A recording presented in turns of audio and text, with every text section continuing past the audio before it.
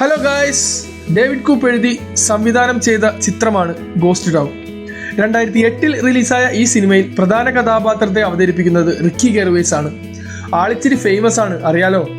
ചുരുക്കി പറഞ്ഞ നായകന് ഗോസ്റ്റിനെ കാണാനുള്ള കഴിവ് ലഭിക്കുന്നു. തുടർന്നുണ്ടാവുന്ന രസകരമായിട്ടുള്ള സംഭവ വികാസമാണ് ഈ കഥയിൽ. So let the story begins and welcome to Urban nets.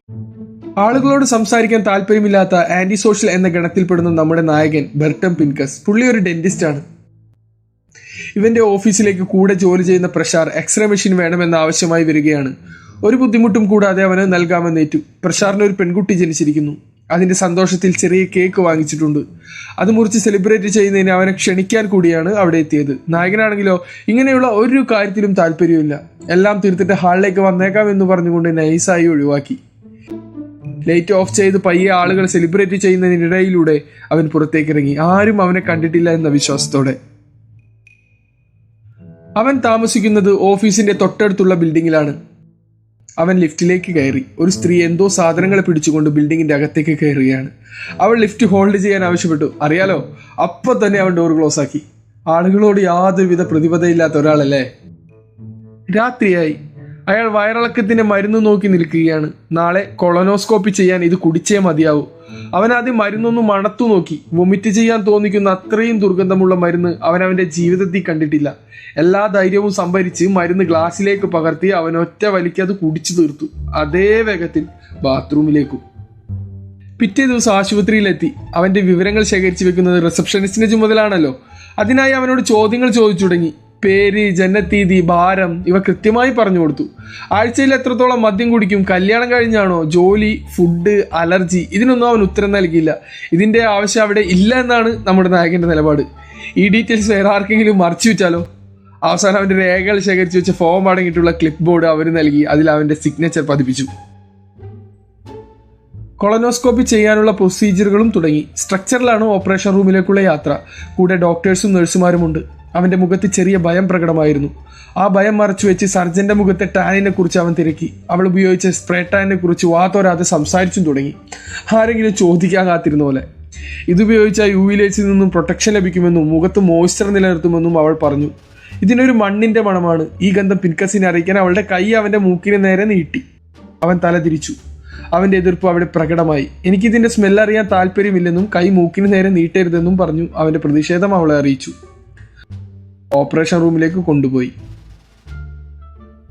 Procedure എല്ലാം കഴിഞ്ഞ് അവൻ ഹോസ്പിറ്റലിൽ നിന്നും ഇറങ്ങി. ഗേറ്റിന് സമീപം ഡോക്ടേഴ്സ് സിഗരറ്റ് വലിച്ചു നിൽക്കുന്നു. ഇതൊരു നല്ല മാതൃകയാണെന്നും ഇങ്ങനെ തന്നെ വേണമെന്നും കളിയാക്കിക്കൊണ്ട് പിറുപിറുത്തു തുടങ്ങി. അതിനിടയിൽ അവിടെ വെച്ചൊരു സ്ത്രീയെ അവൻ കാണാനിടയായി.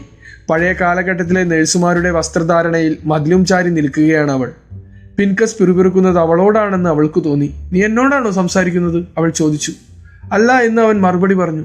പെട്ടെന്ന് അവൾ അവനെ തൊടുവാൻ നോക്കി. ഇതൊന്നും വകവയ്ക്കാതെ അവൻ നടന്നു നീങ്ങി. അവൾ അവന്റെ പുറകെ കൂടി. അവൻ കാണുന്നവരെല്ലാവരും അവനെ പിന്തുടർന്നു തുടങ്ങി. അവരിൽ നിന്ന് രക്ഷപ്പെടാൻ അവൻ വേഗത കൂട്ടി. പെട്ടെന്ന് അവന്റെ പുറകിൽ നിന്ന് ആരോ വിളിക്കുകയാണ്. തിരിഞ്ഞു നോക്കുമ്പോൾ ഒരാൾ വണ്ടി പുറകിൽ നിന്ന് വരുന്നത് ശ്രദ്ധിക്കാതെ റോഡ് മുറിച്ച് നായകന്റെ അടുത്തേക്ക് നടന്നു വരുന്നു. ആളെ വണ്ടി തട്ടി. പക്ഷെ അവനൊന്നും സംഭവിച്ചില്ല. ഒരു കൂശലില്ലാതെ നായകനോട് ആൾ സംസാരിച്ചു തുടങ്ങി. നിനക്ക് എന്നെ കാണാമല്ലേ?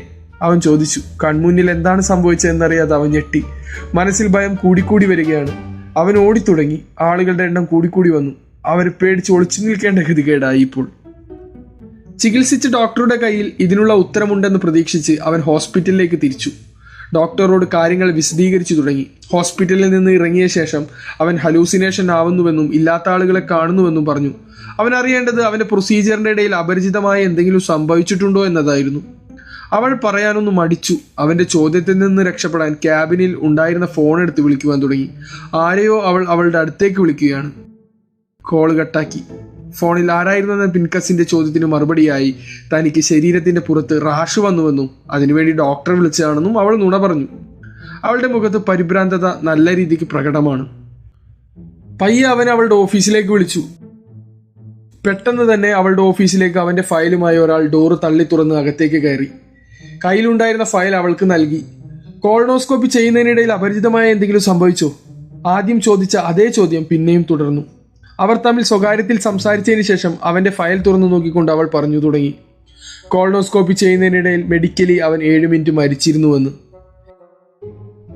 എങ്ങനെയാ ഞാൻ മരിച്ചത്? അവൻ ചോദിച്ചു. അനസ്തേഷ്യ ഉപയോഗിച്ചുകൊണ്ടാണ് ഇങ്ങനെ സംഭവിച്ചതെന്നും അനസ്തേഷ്യസ്റ്റ് 3 സ്ട്രൈക്ക് ആയതുകൊണ്ട് അവനെ പിരിച്ചുവിട്ടു എന്നും അവൾ പറഞ്ഞു. നേരത്തെ തന്നെ 2 സ്ട്രൈക്ക് ഉണ്ടായിരുന്ന ആളെയാണ് ഓപ്പറേഷൻ റൂമിൽ ഹോസ്പിറ്റൽ അതോറിറ്റി ആയിട്ട് അകത്തേക്ക് കയറ്റിയത്. ഇങ്ങനെ ഒരു കാര്യം അത്ര ചെറുതായിരുന്നില്ല. അവൻ ഹോസ്പിറ്റലിനെതിരെ കേസ് കൊടുക്കുമെന്നും അവരോട് പറഞ്ഞു. അവർ നേരത്തെ തന്നെ അവന്റെ സിഗ്നേച്ചർ ഫയലിൽ പതിപ്പിച്ചിരുന്നു. അതുകൊണ്ട് തന്നെ കേസ് കൊടുക്കാൻ കഴിയില്ല. ആ കാര്യം അവനോട് വ്യക്തമായി അവൾ പറഞ്ഞു. ഒന്നും ചെയ്യാനാവാതെ അവൻ ഹോസ്പിറ്റലിൽ നിന്ന് ഇറങ്ങി.